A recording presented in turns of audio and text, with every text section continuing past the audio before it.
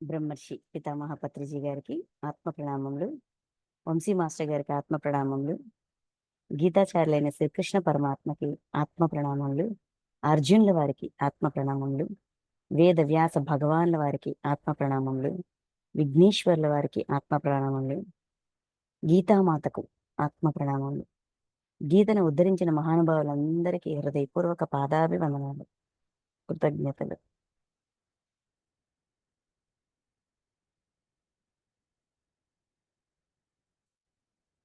Okay masters, మనం ఈరోజు శ్రీమద్ భగవద్గీతలోని 17వ అధ్యాయం 17th చాప్టర్ శ్రద్ధాత్రయ విభాగ యోగం.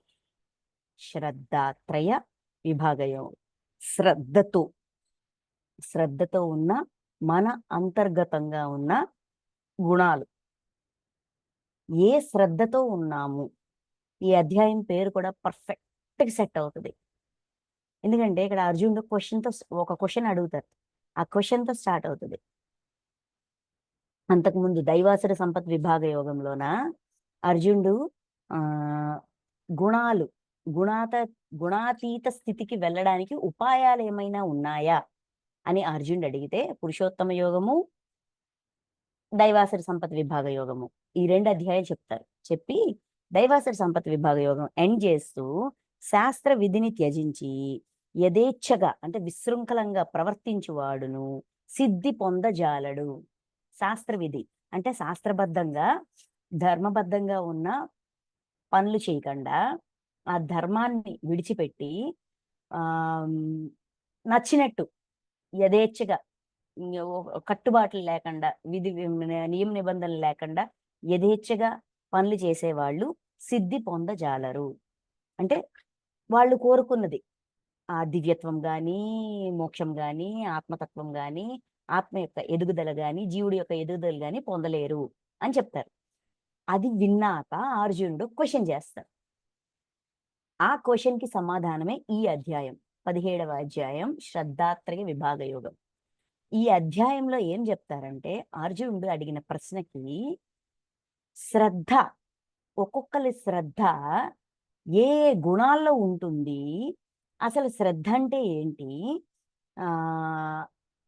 స్వభావం, ఒక వ్యక్తి యొక్క స్వభావాన్ని బట్టి అంటే ప్రవర్తన బట్టి మనం రిప్రజెంట్ చేసే మన క్యారెక్టర్ని ఆధారంగా చేసుకొని, అంటే మన ఇష్టాలు, మన ప్రవర్తన, మన చేతలు, మన చేష్టలు, మన ఆలోచనలు, మన ఆహార వ్యవహారాల ఇష్టాలు, వీటన్నిటి ఆధారంగా ఒక మనిషి యొక్క శ్రద్ధ ఏంటి అనేది కనిపెట్టొచ్చు, లేదంటే తెలుసుకోవచ్చు, అనలైజ్ చెయ్యొచ్చు. దాని ఆధారంగా మన ఆత్మలో స్వభావము, స్వ అంటే ఆత్మ, స్వయంగా నా స్వ ఆత్మ, నా ఆత్మలో ఉన్న నా గుణం ఏంటి, నా గుణము ఎటువంటి గుణంగా ఉంది. అంటే ఇప్పుడు మనకి డ్రీమ్స్ వచ్చాయి, డ్రీమ్స్ సబ్జెక్ట్ ఉంది. కర్మని చూసుకోవడానికి మాస్టర్స్కి ఎలాగ విన్నపం పెట్టుకోవాలి మనకి వంశీ సార్ నేర్పించారు. మాస్టర్స్ని ఎలా రిక్వెస్ట్ చేయొచ్చు, కళల ద్వారా మన గత జన్మల కర్మల్ని ఎలా చూసుకోవచ్చు, గత జన్మల్లో మనం ఏ విధంగా ఉన్నాము, మన ఆత్మలో ఉన్న తత్వం ఏంటి, ఏమంటాము, హింసా ప్రవృత్తిలో ఉన్నామా, ప్రేమతత్వంలో ఉన్నామా, స్నేహంలో ఉన్నామా, సహాయం చేసే గుణంలో ఉన్నామా, సహాయం చెయ్యని గుణంలో ఉన్నామా, ఏ విధంగా ఉన్నది మన గత చైతన్యం అనేది మనం కళల ద్వారా డైరెక్ట్గా తెలుసుకుంటున్నాం. ఈ జ్ఞానం, ఈ శ్రీమద్ భగవద్గీత జ్ఞానం అందించిన సమయానికి కళలు అనే కాన్సెప్ట్ లేదు కదా. కర్మని చూసుకోవడం అనే కాన్సెప్ట్ అంటే ఇంత సులువు. అప్పుడు కర్మలు చూసుకోవడం అంటే మాస్టర్స్ చెప్పేవారు, యోగులు మునులు వాళ్ళ సాధన చేసి చాలా కష్టపడి కొన్ని ఏళ్ళు సాధన చేస్తే యూనివర్స్ చూపించేది. ఇప్పుడు మనకి చాలా ఈజీ అయిపోయింది, చాలా అంటే చాలా ఈజీ అయిపోయింది. ఒక రాత్రి నిద్రలో ఒక జన్మ చూసుకుంటున్నాం. అంత సులువైన టెక్నిక్ మనకు వంశీ సార్ అందించారు, రైట్. అయితే మరి అలా మనకిప్పుడు మన గతంలో మన జీవాత్మ గత చైతన్యాలు ఏ లెక్కలో ఉన్నాయి, ఏ గుణాలతో ఉన్నాయి, ఏ తత్వంతో ఉన్నాయి, ఏ కర్మల్లో ఉన్నాయి అనేది తెలుసుకుంటున్నాం. మరి అది లేకపోతే ఎలా? మన ప్రవర్తన బట్టి, మన ఇష్టాయిష్టాలని బట్టి, మన స్వగుణాల బట్టి, స్వధర్మాన్ని బట్టి మన ఆత్మలో ఉన్న మన శ్రద్ధ ఏంటి, అనేది తెలుసుకోవచ్చు. ఆ శ్రద్ధ ఆధారంగా దిస్ ఈజ్ మై ఐడెంటిటీ, నేనంటే ఇది. రమణ మహర్షి గారు అంటారు గట, అడుగుతారు కదా, నువ్వెవరివో తెలుసుకో అని. నువ్వెవరు తెలుసుకో. ఆ నువ్వెవరు అనేది కనిపెట్టడానికి ఈ అధ్యాయం హెల్ప్ చేస్తది. ఇటువంటి ఇష్టాలు ఉన్నాయా? ఫుడ్ విషయంలో ఇటువంటి ఇష్టాలున్నాయా? అయితే ఈ గుణం, ఆత్మలో ఈ గుణం యొక్క పర్సెంటేజ్ ఎక్కువుంది. ఇటువంటి దానం చేస్తున్నావా? అయితే ఆత్మలో ఇటువంటి గుణం ఎక్కువగా ఉంది. ఇటువంటి తపస్సు చేస్తున్నావా? సో, ఇది ఉంది. ఇటువంటి ధ్యానం చేస్తున్నావా? అయితే ఆత్మలో ఇది ఉంది. దీనికి సంబంధించి ఈ గుణం పర్సెంటేజ్ ఎక్కువుంది. ఈ గుణం పర్సెంటేజ్ ఎక్కువుంది. ఈ గుణం పర్సెంటేజ్ ఎక్కువుందని చెప్పి అలాగా వివరం అందిస్తారు. ఇలా ఉండాలని చెప్పరు, ఇలా ఉండకూడదని చెప్పరు. నిన్ను నువ్వు తెలుసుకో. మనల్ని మనం తెలుసుకోవడానికి ఒక చెక్ లిస్ట్ అన్నమాట ఈ అధ్యాయం. శ్రద్ధాత్రయ విభాగ యోగం. ఎక్కడ మన ప్రవర్తన ఆధారంగా మన ఆత్మలో ఏముంది అనేది మనకి మనం తెలుసుకుని, అది సరి అయినదే అయితే కొనసాగిస్తూ, సరికానిదైతే దాన్ని మార్చుకుంటూ. ఎందుకంటే ఆల్రెడీ చెప్పారు, గుణాతీత స్థితికి వెళ్ళాలి. గుణదాసుడు అనే స్థితి నుంచి గుణాతీత స్థితికి వెళ్ళడమే ఒక ఆత్మ యొక్క ప్రణాళిక. ఒక ఆత్మ జీవాత్మల్ని రిలీజ్ చేసి జీవాత్మల ద్వారా ఏం నేర్చుకోవాలనుకుంటది? గుణదాసుడు అనే స్థితి నుంచి గుణాతీత స్థితికి వెళ్ళడానికి అది ప్రయత్నం చేస్తుంటది. సో ఇప్పుడు నేను ఏ గుణంలో ఉన్నాననేది తెలుసుకుంటే నేను దానికి అతీతంగా ఎలా వెళ్ళొచ్చు? గుణాతీతంగా ఉండాలంటే 2 అధ్యాయాల్లో మనకు క్లారిటీ ఇచ్చారు. 1 పురుషోత్తమ యోగం, 2 దైవాసుర సంపత్ విభాగ యోగం. మాస్టర్స్ ఒకటి చెప్తున్నా, దైవాసుర సంపత్ విభాగ యోగం అనే అధ్యాయము నిజంగా మనకి ఒక ఐ ఓపెనర్. మనమేంటో మనం తెలుసుకోవడానికి చాలా సహాయం చేస్తది. భగవద్గీత అంతా ఒక ఎత్తైతే దైవాసుర సంపత్ విభాగ యోగం ఒక ఎత్తు. ఎందుకంటారా? మనలో మన అవగాహన పరిధిని మార్చిపడేస్తది. ప్రతి ఒక్క వ్యక్తిని మనతో సహా మనల్ని మనం అంగీకరించేటట్టు చేస్తది. మన చుట్టూ ఉన్న ప్రతి పర్సన్‌ని అంగీకరించేటట్టుగా చేస్తది. నేను ఇంత ఉత్తమరాలిని, నేను ఇంత మంచిదాన్ని, ఇంత ధర్మబద్ధమైన దాన్ని అని మనకి మనం పెట్టుకున్న టైటిల్స్, గుర్తింపులు కరెక్టా రాంగా అనేది చెక్ చేయించేస్తది. దైవాసుర సంపత్ విభాగ యోగం అద్భుతమైన చాప్టర్. పదే పదే పదే పదే ఖచ్చితంగా ఆ లిస్ట్ మినిమం కనీసం వారానికి ఒకసారి అయినా సరే ఆ లిస్టు దైవీ సంపద, అసలీ సంపద, ఆ లిస్ట్ చెక్ చేసుకుంటే మనమేంటో మనకు తెలుస్తది. మనం ఎవరిని అంగీకరించగలుగుతున్నాము, ఎవరిని అంగీకరించలేకపోతున్నాము, మన అవగాహన, మనల్ని మనం గాని, మన చుట్టూ ఉన్న వాళ్ళు గాని మనం అర్థం చేసుకోవడం అనేది ఎంత వరకు అర్థం చేసుకోగలుగుతున్నాం అనేది మనకి మనమే చెక్ చేసుకోవచ్చు. అంత అద్భుతమైన అధ్యాయం అది. అదైనాకే అర్జునుడు ఈ మాట అడిగారు. ఎవరి శ్రద్ధ ఏ విధంగా ఉంది అనేది ఎలా తెలుస్తుంది? సాత్వికంగా ఉందా? రాజసంగా ఉందా? తామసంగా ఉందా? అని అర్జునుడు అడుగుతారు. దానికి కృష్ణ పరమాత్మ పెద్ద లిస్ట్ ఇస్తారనమాట. చెక్ చేసుకో, విషయం తెలియజేస్తా, చెకింగ్ నువ్వు చేసుకో, నేను పాయింట్ అవుట్ చేయను. కృష్ణుడి యొక్క జ్ఞానం ఎలా ఉంటదంటే ఎవ్వరిని పాయింట్ అవుట్ చేయదు. నువ్వు ఇట్టాంటోడివి, నువ్వు అట్టాంటోడివి అనే మాటే రాదు. ఇలాంటి టేస్ట్ ఉంటే ఈ గుణం ఉందని అర్థం. ఇలాంటి ఇష్టాలు ఉంటే ఈ గుణం ఉందని అర్థం. ఇలాంటి ఇష్టాలు ఉంటే నీ ఆత్మలో ఇటువంటి గుణం యొక్క ఈ గుణం యొక్క ప్రభావం ఎక్కువగా ఉందని అర్థం. అది ఎవరికి వాళ్ళు తెలుసుకోవాలి. ఎవరిని ఎవరు పాయింట్అవుట్ చేసే రైట్ ఎవ్వరికీ లేదు. అందుకే పిఎస్ఎస్ఎం మూవ్‌మెంట్‌లో గాని, సద్గురూస్ మూవ్‌మెంట్‌లో గాని ఒకటే, no complaint, no judgement. Right లేదు. ఎందుకు రైట్ లేదంటే హూ నోస్, ఎవడికి తెలుసు? గతంలో నేను ఆ గుణంతో లేనని ఎవరు చెప్పగలరు? ప్రూఫ్ ఏమైనా ఉందా? మనకు మనం చెక్ చేసుకుంటే తెలుస్తది. పక్కవాడిని ఏ తప్పుతో మనం ఎత్తి చూపిస్తున్నామో, పక్కవాడిలో పలానా తప్పు ఉందని ఏదైతే మనం ఎత్తి చూపిస్తున్నామో, అది మనలో లేదని మనం ప్రూవ్ చేసి చూపించగలమా? నాలో లేనప్పుడే నేను పాయింట్ ఔట్ చేసే రైట్ నాకొస్తది. నాలో ఉన్నప్పుడు నాకు ఆ రైట్ రాదు. నాకు హక్కు లేదు. అందుకే ముందు నన్ను నేను చెక్ చేసుకోవాలా. ఎవరినైనా తప్పు పట్టాలి అంటే ఆ తప్పు నేను చెయ్యలేదు అని నేను చెక్ చేసుకోవాలా. చెకింగ్‌లోకెళ్తే అన్నీ మనం చేసే ఉన్నాం. ఎక్కడో ఏదో జన్మలోన, ఏదో చైతన్యంలోన ఏదో ఒక పని మనం చేసే ఉన్నాం. చెయ్యకుండా లేము. అయిపోయాయి. ఇంకక్కడ నోరు మూత పడిపోద్ది. Who are you? I am this. నీవు ఎవరివి? రమణ మహర్షి గారు అడిగిన ప్రశ్నకి మన గతమే మనము. దాన్ని మార్చే ప్రయత్నం చేస్తున్నాం. ఆ మార్చుకోవడానికే శ్రద్ధాత్రయ విభాగ యోగం. ఒక మనిషి యొక్క శ్రద్ధ దేనిలో ఉందో దాన్ని బట్టి ఆత్మలో ఉన్న గుణాన్ని అంచనా వేసి, ఆ ఆత్మలో ఉన్న గుణాన్ని మార్చుకోవడానికి దైవం యొక్క సహాయంతో ఈజీగా మార్చుకోవచ్చు అని అందించే అధ్యాయమే శ్రద్ధాత్రయ విభాగ యోగం. ఓకే. అర్జునుడి ప్రశ్న అద్భుతం. దానికి భగవంతుడిచ్చిన సమాధానం అతి అద్భుతం. ఇంకా మనం అధ్యాయంలోకి వెళ్దాం. ఆల్రెడీ పీడిఎఫ్ పెట్టాను. ఒక్కసారి శ్లోకాల కింద ఉన్న తాత్పర్యాన్ని చెక్ చేసుకోండి. ఓకే, స్టార్ట్ చేద్దాం. అర్జున ఉవాచ. అర్జునుడి యొక్క ప్రశ్నతో ఈ అధ్యాయం మొదలవుతుంది. అర్జునుడు పలికెను ఏమంట? ఓ కృష్ణ, శాస్త్ర విధిని త్యజించి, అక్కడ అడుగుతారు కదా, శాస్త్ర విధిని ఫాలో అవ్వకుండా విశృంఖలంగా ఉన్నవాడు సిద్ధిని పొందలేరు అని చెప్తారు కదా. అందుకని ఇక్కడ అర్జునుడు శాస్త్ర విధిని అనుసరించకుండా త్యజించి, విడిచిపెట్టి, శాస్త్ర విధిని విడిచిపెట్టి త్యజించి భక్తి శ్రద్ధలతో యజ్ఞములను గాని దైవ పూజలను గాని కొందరు చేయుచుందురు. వారి నిష్ట అంటే వారి విధానము సాత్వికమా, రాజసమా, తామసమా?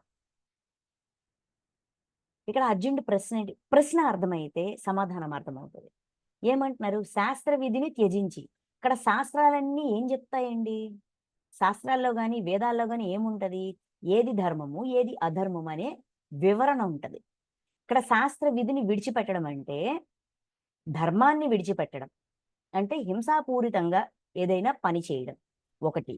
ఇంకొక కోణం ఏమొస్తుందంటే ఒక పూజ, ఒక యజ్ఞం, ఒక వ్యవహారం, ఒక సాధన, మనం చేసే సాధనల్లోన ఈ సాధన ఇలానే చెయ్యాలి, ఈ సాధన ఇలా చేయాలి, దీని రూల్స్ అండ్ రెగ్యులేషన్స్ ఇవి, ఈ దీపం ఇటే పెట్టాలి, ఈ ఒత్తి ఇటే పెట్టాలి, ఈ దిశలోనే కూర్చోవాలి, ఆ దిశలోనే కూర్చోవాలి. ఇవన్నీ కూడా అంటే ఈ ప్రక్రియలు, ఈ ప్రక్రియలనే శాస్త్రంగా అనుకున్నాం.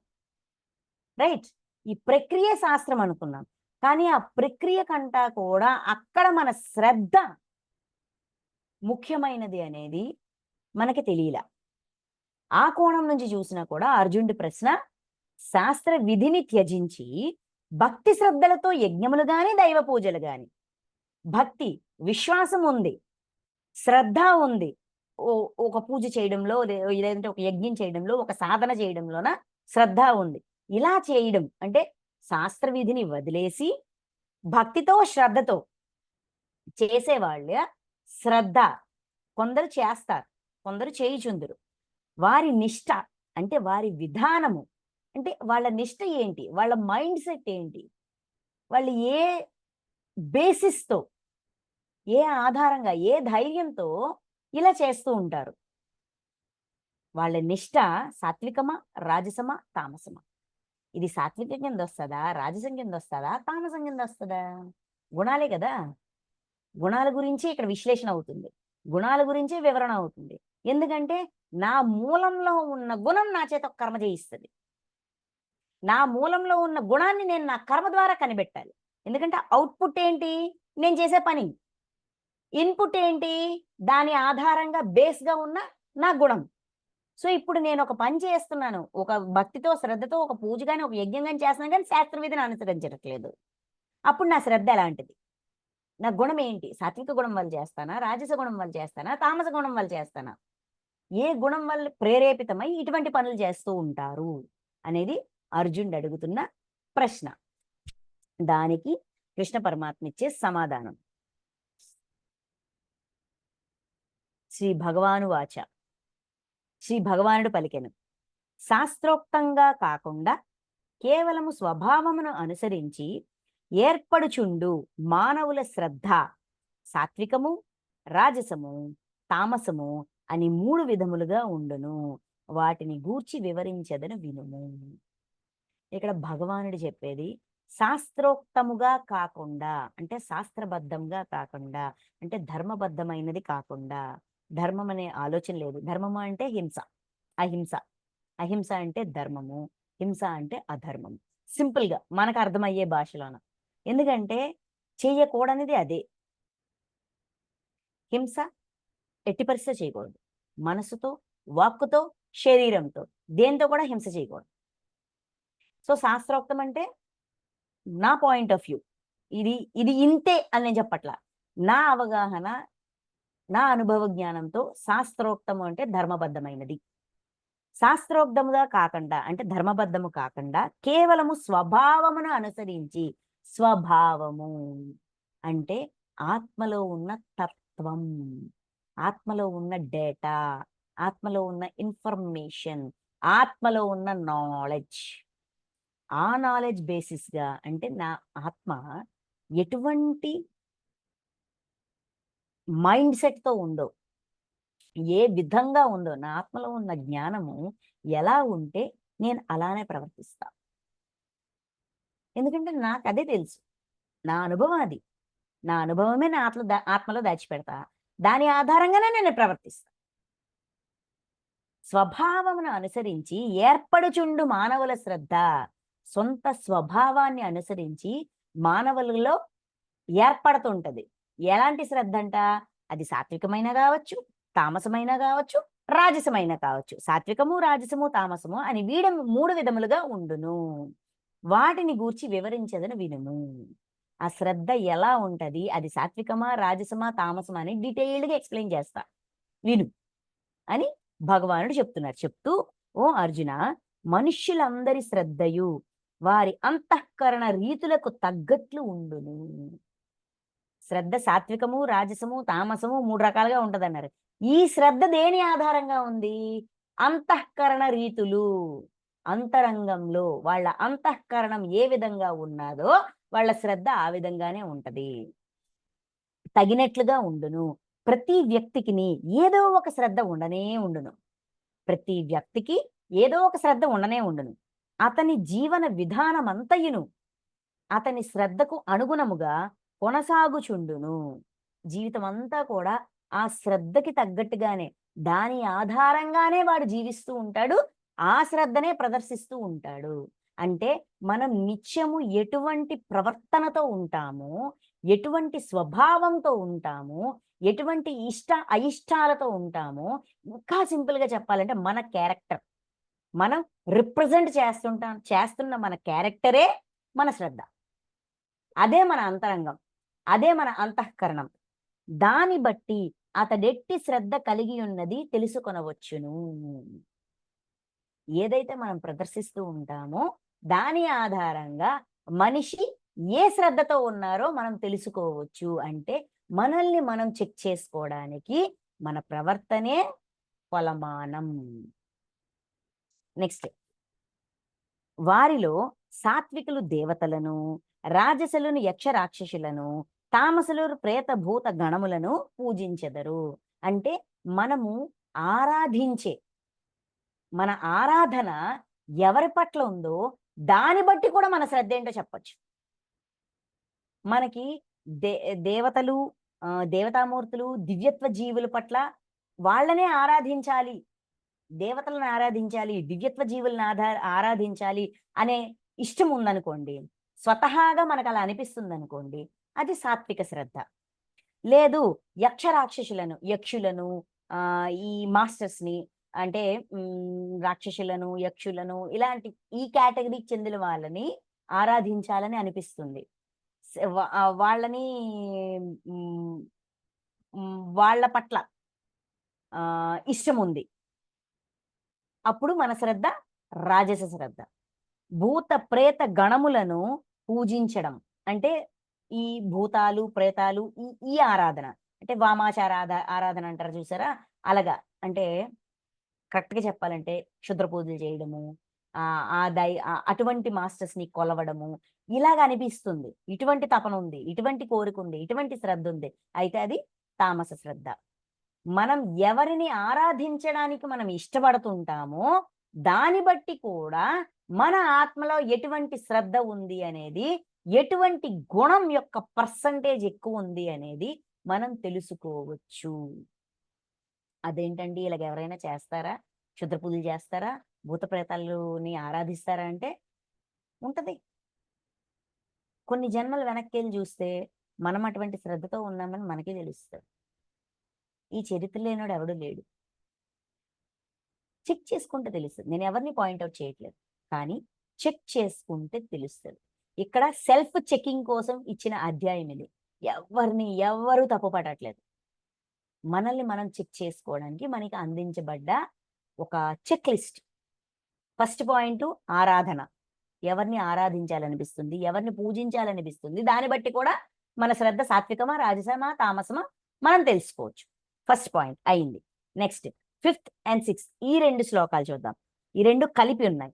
డంభము, అహంకారము గలవారు, కోరికలు, ఆసక్తి కలిగియుండువారు, బలగర్వితులు అయినవారు, శాస్త్ర విరుద్ధముగా మనఃకల్పితమైన ఘోర తపస్సులను ఆచరించుచు శరీరముల యందున్న జీవులను మరియు అంతర్యామిగా అనగా పరమాత్ముడనైన నన్ను కృశింపజేయువారు అజ్ఞానులైన అసుర స్వభావం గలవారని ఎరుంగుము.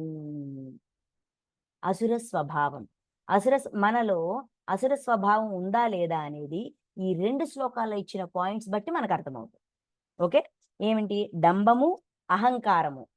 డంబము గొప్పలు చెప్పుకోవడం, అహంకారము నేను నాది అనే ఆ గొప్పతనం. నెక్స్ట్ కోరికలు, ఆసక్తి కలిగి ఉండేవారు. కోరిక, ఆసక్తి ఏదో పొందాలి, చేయాలి అనేది. నెక్స్ట్ బల గర్వితులు, బలం, మనకున్న బలం, శక్తి సామర్థ్యాల పట్ల గర్వంతో ఉండడము. శాస్త్ర విరుద్ధముగా మనఃకల్పితమైన ఘోర తపస్సులను ఆచరించు. శాస్త్రవిధంగా అంటే అధర్మబద్ధమైన మనసు ఎటు పరిగెట్టిస్తే అటు పరిగెడుతూ, మనసు ఎలాగ ప్రేరేపిస్తే అలాంటి పని చేయడానికి, అది అధర్మమైనా ఓకే, హింసాపూరితమైనా ఓకే, అటువంటి ఘోరమైన తపస్సులు, ఘోరమైన పనులు చేస్తూ ఆచరిస్తూ శరీరముల యందున్న జీవులను అంటే శరీరాల్లో ఉన్న జీవులు, ప్రాణులను మరియు అంతర్యామిగా అనగా పరమాత్ముడనైన నన్ను కృశింపజేయు. పరమాత్మని కృశింపజేసి అంటే సింపుల్ లాజిక్ అండి. పరమాత్మ దృష్టికోణం నుంచి చూస్తే బాధ పడేవాడు తన బిడ్డే, బాధ పెట్టేవాడు తన బిడ్డే. ఓకే, ఇప్పుడు నేనున్నా, గత జన్మల్లో చాలా హింసలు చేశా, చాలా ఘోరమైన హింసా ప్రవృత్తితో ఉన్న రకరకాల హింసలు. ఓకే, హింస పెట్టేది నేనే, హింస నేను పెడుతున్నా, ఇంకోటి హింస పడుతున్నాడు, ఇబ్బంది పడుతున్నాడు నా వల్ల. ప్రాణాలు కోల్పోయో, శరీర అవయవాలు కోల్పోయో, అయిన వాళ్ళని కోల్పోయో బాధపడుతున్నాడు. నా దృష్టిలోన నాకు నచ్చినట్టు నేను ప్రవర్తించానబ్బా, నాకు చెయ్యాలనిపించి నేను చేశాను. నేనేమి రిగ్రెట్ ఉండదు నాకు. నేను చేసిన ఏ తప్పుకి నాకు పర్వాలేదు, నో ప్రాబ్లం, చల్తా హై అనుకుంటా. బాధ పడేవాడు భగవంతుడా నన్ను రక్షించవా, నన్ను చూసుకోవా, నన్ను పట్టించుకోవా, చూడు నాకు ఎంత బాధ వచ్చిందో, ఎంత బాధిస్తున్నారని వాడు ఆర్తనాదాలు పెడుతుంటాడు. పరమాత్మ దృష్టికోణం నుంచి చూస్తే వీడు బాధని తీర్చాలి కానీ తీర్చలేరు. ఒరే ఇలాంటి తప్పులు చెయ్యకరా, ఇలా హింస పెట్టకరా అని చెప్పాలి. చెప్తే వినిపించుకునే స్థితిలో నేను లేను. అంటే ఆయనని ఇండైరెక్ట్ గా మనం ఎదుటి వ్యక్తులని లేదంటే ఎదుటి ప్రాణులని, తోటి ప్రాణులని హింసిస్తున్నాము అంతవరకే చూస్తున్నాం. కానీ డైరెక్ట్ గా ఇండైరెక్ట్ గా పరమాత్మనే హింసిస్తున్నాం, ఆయనకే పెయిన్ ఇస్తున్నాము. ఎందుకంటే ఇక్కడ నేను నా ఆత్మలో డేటా పెంచుతున్నాను, దుష్కర్మల లెక్క పెంచుతున్నాను, ఆ బరువుని పెంచుతున్నాను. ఇది మళ్ళీ నేను కర్మఫలాన్ని అనుభవించినప్పుడు మళ్ళీ నేనేమంటాను, భగవంతుడా ఉన్నావా లేవా అని మళ్ళీ ఆయనే క్వశ్చన్ చేస్తా. నా వల్ల బాధపడ్డవాడు అదే చేస్తాడు. నా కర్మఫలాన్ని నేను అనుభవించినప్పుడు నేను అలా ప్రవర్తిస్తాను. అంటే డైరెక్ట్ గా ఇండైరెక్ట్ గా మనం పరమాత్మని కృశింపజేస్తున్నాము, వేదనకి గురి చేస్తున్నాము. అర్థమవుతుందా? అది చెప్తున్నారు ఇక్కడ. శరీరము యందున్న జీవులను మరియు అంతర్యామిగా అనగా పరమాత్ముడైన నన్ను కృశింపజేయువారు అజ్ఞానులైన అసుర స్వభావం గలవారని ఎరుంగుము. ఇవన్నీ పని కట్టుకొని కావాలని చేరు, వాడికి తెలియక చేస్తున్నాడు, అజ్ఞానంతో చేస్తున్నాడు అని పరమాత్మ చెప్తున్నారు. అంటే ఎంత అంగీకరిస్తున్నారో చూడండి. ఎన్ని జన్మలుగా ఎంత కాలము ఎంత వేదన ఇచ్చినా కూడా వాడికి తెలియదు, వాడు తెలియక చేస్తున్నాడు, అసుర స్వభావంతో ఉన్నాడు కాబట్టి చేస్తున్నాడు. ఏదో ఒక రోజు వాడు దివ్యత్వంలోకి వస్తాడు, వాడు తప్పు వాడు తెలుసుకుంటాడు, దాన్ని సరిచేసుకుంటాడు, ప్రేమతత్వంలోకి వస్తాడని ఎదురు చూస్తూ ఉంటారు. కానీ మనం పెయిన్ ఇవ్వడం అనేది ఇస్తూ ఉన్నాం, పరమాత్మకే పెయిన్ ఇస్తున్నాం. నన్నే కృశింపజేస్తున్నారు కానీ నేను యాక్సెప్ట్ చేస్తున్నాను. అదే విధంగా పరమాత్మ ఎలాగైతే మనల్ని అంగీకరిస్తున్నారో, మనల్ని ఎవరైనా బాధ పెడితే ఆయన దృష్టికోణం నుంచి ఆలోచించి మనం వాళ్ళని అంగీకరించాలి. అది ఆయన మనకు నేర్పించేది. ఉపద్రష్టగా ఉండి, ద్రష్టగా ఉండి, సాక్షిభూతంగా ఉండి మనల్ని ఆయన ఎలాగైతే అంగీకరిస్తున్నారో, మన పట్ల హింస చేసే వాళ్ళని కూడా మనం అజ్ఞానంతో ఉన్నాడయ్యా, వాడికి తెలియదు, వాడు తెలియక చేస్తున్నాడని చెప్పి కరుణతో యాక్సెప్ట్ చెయ్యాలి. జీసస్ క్రైస్ట్ చేసింది అదే, భీష్మ పితామహుడు చేసింది అదే. ఇక్కడ అవసరం కాబట్టి చేశారు, తప్పు లేదు అని క్షమించారు. ప్రియమైన మనమల్ని హింస చేసిన కౌరవుల్ని క్షమించారు.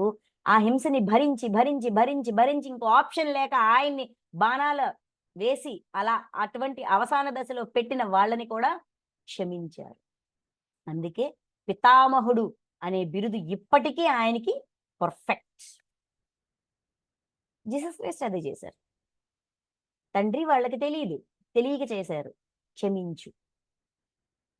అది పరమాత్మ తత్వం అంటే, అది దివ్యత్వం అంటే. అంగీకారం, యాక్సెప్టెన్స్. ఏమైనా కానీ ఈరోజు నేను ఒక పెయిన్ పొందాను అంటే నేను ఇవ్వకండి, నేను పొందను. అందులో వీడు పాత్రధారి అయ్యాడు అంతే, వాడికి తెలీదు, వాడు చేసేస్తున్నాడు. ఒకప్పుడు నేను ఎలాగైతే తెలియక చేశాను, ఇప్పుడు వీడు ఎలాగైతే తెలియక చేస్తున్నాడు. ఇట్స్ ఓకే, వదిలేయగలగాలి. అది పరమాత్మ తత్వం. ఆ విషయాన్ని 5, 6 ఈ 2 శ్లోకాలు తెలియజేస్తున్నారు. తెలిసి తెలియక నన్నే బాధ పెడుతున్నారు, నన్నే కృషింపజేస్తున్నారు, అయినా కూడా అజ్ఞానంతో అసుర స్వభావం వల్ల చేస్తున్నాడు కాబట్టి వదిలేయి, పట్టించుకో. అది నేర్పిస్తున్నారు మనకి. నెక్స్ట్ 7వ శ్లోకం. మనుష్యుల స్వభావములను అనుసరించి, స్వభావం స్వయంగా ఉండే మన అంతర్గతంగా ఉండే మన సొంత గుణం స్వభావం, ఆత్మలో ఉన్న గుణం, ఆత్మలో ఉన్న డాటా ఆధారంగా మనుషుల స్వభావములను అనుసరించి వారి ఇష్టములైన ఆహారములు కూడా 3 విధములుగా ఉండును. నచ్చే ఆహారం, అన్ని రకాల ఫుడ్స్ తింటాం, కానీ కొన్ని ఫుడ్స్ అంటే ఇష్టం ఉంటుంది, ఇష్టంగా తింటాం. నీకు నచ్చిన ఫుడ్ ఏంటంటే టక్కన ఏదో ఒకటి గుర్తొస్తుంది. అది స్వీట్ కావచ్చు, హాట్ కావచ్చు, ఇంకోటి కావచ్చు, ఇంకోటి కావచ్చు. వాళ్ళ స్వభావాన్ని అనుసరించి తినే ఆహారం, ఇష్టపడే ఆహారం కూడా 3 రకాలుగా ఉంటది. అట్లే ఆయా మనుష్యులు ఆచరించు యజ్ఞములు, తపస్సులు, దానములు కూడా 3 విధములుగానే ఉండును. వాటిని గురించి వేరుగా విశదపరిచెదను వినుము. ఈ వీటన్నిటి గురించి డీటెయిల్డ్గా ఎక్స్ప్లెయిన్ చేస్తా. యజ్ఞాలు, తపస్సులు, దానాలు, ఆహారము, ఈ 4 ఎటువంటి శ్రద్ధతో చేస్తూ ఉంటాము, ఎటువంటి దానం అయితే ఎటువంటి శ్రద్ధ, ఎటువంటి యజ్ఞం అయితే ఎటువంటి శ్రద్ధ, ఎటువంటి తపస్సు అయితే ఎటువంటి శ్రద్ధ, ఎటువంటి ఆహారం ఇష్టమైతే ఎటువంటి శ్రద్ధ, ఇవి డీటెయిల్గా చెప్తారు. ఇదే ఈ అధ్యాయం. ఈ అధ్యాయం తర్వాత అవుట్లైన్ ఇదే. 8వ శ్లోకం. ఆయువు, బుద్ధి, బలము, ఆరోగ్యము, సుఖము, ప్రీతి మున్నగు వానిని అభివృద్ధి పరచునవియు పాలు, చక్కెర మొదలగు రసపదార్థములను, వెన్న, నెయ్యి మొదలగు స్నిగ్ధ పదార్థములను, ఓజస్సును అభివృద్ధి పరచు స్థిర పదార్థములను, సాత్విక స్వభావమును పెంచు హృదయ పదార్థములను సాత్వికులకు ఇష్టమైనవి. సాత్విక శ్రద్ధ ఉన్న వాళ్ళకి ఇవి నచ్చుతాయి. ఏంటంట? ఆయుష్ని పెంచేవి, బుద్ధిని పెంచేవి, బుద్ధిని వికసింపజేసేవి, బుద్ధిని సూక్ష్మాతి సూక్ష్మంగా ఇంకా లోతుగా ఇంకా లోతుగా ఇంకా లోతుగా విచక్షణ చేసి, సిబిఐలో ఏం చేస్తారండి, ఇంకా లోతుగా ఇంకా లోతుగా ప్రశ్నించి ప్రశ్నించి ప్రశ్నించి ప్రశ్నించి ఇంకా లోతుగా ఉన్న అసలు విషయాన్ని బయటికి రాబడతారు.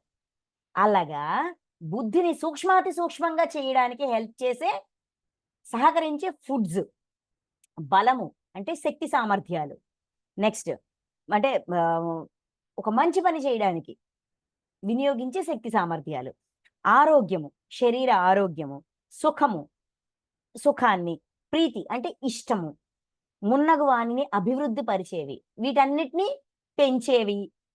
పాలు చక్కెర మొదలగు రసపదార్థములు అంటే రసపదార్థం అంటే టేస్టీ ఫుడ్స్ అలా అలా అనుకోవచ్చు. నోరూరించేది అలా కూడా అనుకోవచ్చు. రసపదార్థములు, వెన్న నెయ్యి మొదలగు స్నిగ్ధ పదార్థములు. వెన్న నెయ్యి మనలో ఏమంటాము సమర్థత శక్తిని పుటప్ చేస్తాయి. వాటిని స్నిగ్ధ పదార్థములు అంటారు. అంటే ఎలా అనుకోవచ్చు అంటే మనలో ఒక ఫ్రెండ్లీ నేచర్ని డెవలప్ చేస్తాయి ఈ ఫుడ్స్. స్నేహతత్వాన్ని ఇటువంటివి డెవలప్ చేస్తాయి. వెన్న నెయ్యి ఇటువంటివి స్నిగ్ధ పదార్థములు. ఓజస్సును అభివృద్ధి పరచు స్థిర పదార్థములు. ఓజస్సు అంటే మనలోని ఏమంటాము చైతన్యం, చైతన్యం ప్రకాశవంతం అయ్యేటట్టుగా అటువంటి ఓజస్సును అభివృద్ధి చేయే స్థిర పదార్థములు, స్థిరత్వాన్ని, బుద్ధిలోని స్థిరత్వాన్ని ఇచ్చే ఫుడ్స్. సాత్విక స్వభావమును పెంచి, ఇవన్నీ ఏంటంటే మనలోని సాత్విక స్వభావాన్ని పెంచుతాయి, సాత్వికత్వాన్ని పెంచుతాయి, ఆ పర్సంటేజ్ పెంచే హృదయ పదార్థములు. హృదయ పదార్థములు అంటే కుళ్ళిపోనివి, అపవిత్రం కానివి, అంటే ధర్మబద్ధమైనవి, హింస లేనివి హృదయ పదార్థములు. ఇటువంటివన్నీ కూడా మనలో సాత్విక గుణాన్ని పెంచుతాయి. అంటే మనలో సాత్విక శ్రద్ధ ఉంటే, మన ఆత్మలో సాత్వికత పర్సంటేజ్ ఎక్కువ ఉంటే మనం ఇటువంటి ఆహారాల మీద మనకి ఇష్టం ఉంటుంది. స్వతహాగా మన దృష్టి వాటి మీదకి వెళ్తుంది. నచ్చింది ఏందయ్యా అంటే ఇది అని చెప్పగలం ఈజీగా.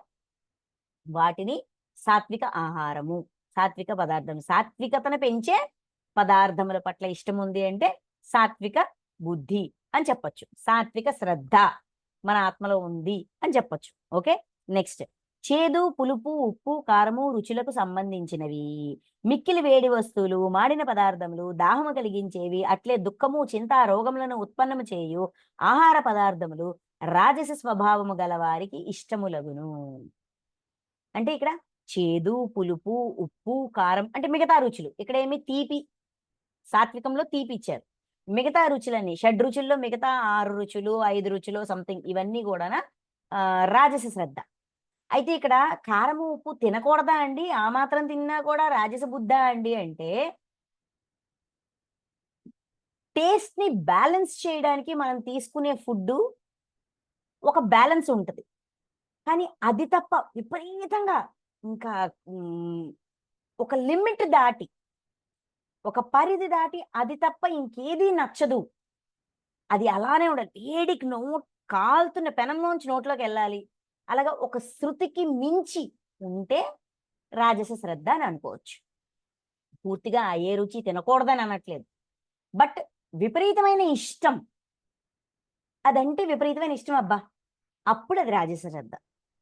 ఓకే, అలాగని తీపి తినరని కాదు, తినకూడదని కాదు, తింటారు బట్ ఇష్టం. ఇక్కడ డిఫరెన్స్ ఏంటి అంటే శ్రద్ధ దేని మీద ఉంది, ఇష్టం దేని మీద ఉంది. ఇష్టంగా తినేది ఏంటి, ఇష్టపడే రుచి ఏంటి, సహజంగా తీసుకునే అంటే అన్నిటితో పాటు కామన్ గా తీసుకునే రుచి ఏంటి, ఆ డిఫరెన్సియేషన్ చెప్తున్నారు. ఎవరికి వాళ్ళు చెక్ చేసుకోవాలి, ఇక్కడ పక్కవాడు చెక్ చేయడు, ముందు చెప్తున్నా. చేదు, పులుపు, ఉప్పు, కారం రుచులకు సంబంధించినవి, మిక్కిలి వేడి వస్తువులు, మాడిన పదార్థములు, మాడిపోయిన వస్తువులు, దాహము కలిగించేవి, దాహాన్ని పెంచేవి, అండ్ అట్లే దుఃఖము, చింత, రోగములను ఉత్పన్నము చేయు ఆహార పదార్థములు. మనలోని దుఃఖాన్ని, రోగాన్ని, చింతని, ఆలోచన, అంటే మనం తీసుకునే ఆహారంలో కూడా మనలో అనారోగ్యాన్ని పెంచే సమర్థత ఉంటది.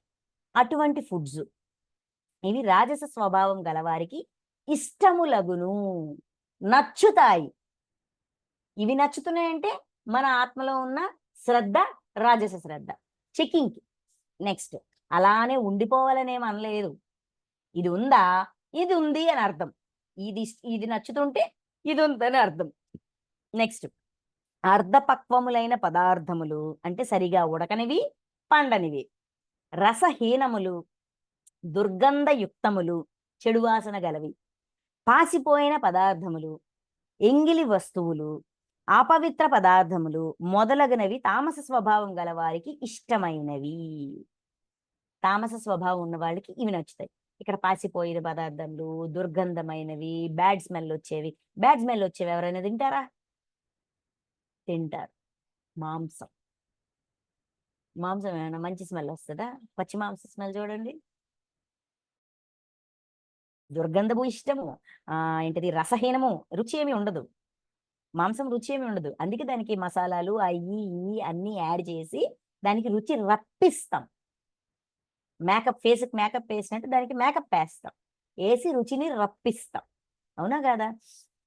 మ్యాక్సిమం తామస శ్రద్ధ నాన్ వెజిటేరియన్. ఆ పాయింట్స్ అన్ని ఇక్కడ సింక్ అవుతాయి.